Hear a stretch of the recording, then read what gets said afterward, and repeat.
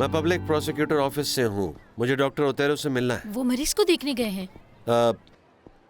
मैं इंतजार कर लूँ? नहीं, उन्हें देर हो जाएगी। वो जहाँ गए हैं वो जगह बहुत दूर है। आप उन्हें कॉल करें, उनसे पूछें अच्छा, वो कब तक आएंगे। कोशिश कर लेती हूँ, लेकिन उन्हें कॉल नहीं लगेगी क्योंकि वो जहाँ गए हैं वहाँ सिग्नल नहीं आते ना।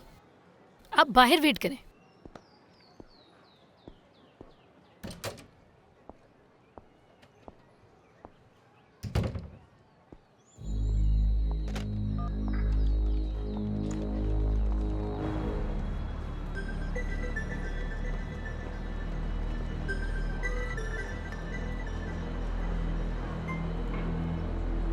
क्या मसला है रामोना?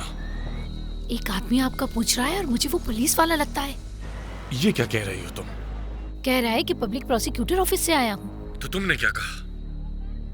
क्या कहा ये तो नहीं कह सकती थी कि आप सो रहे हैं। एक कहानी बना दी कि आप दूर कहीं मरीज को देखने गए हैं। उसने कहा कि मैं आपको कॉल करूं, वो आपसे बात करना चाहता है। उन्होंने मेरी कंप्लेन कर दी होगी। क्या किया आपने? रामोना, उनसे कह दो कि मैं 2 से 3 घंटे में वापस आ जाऊंगा।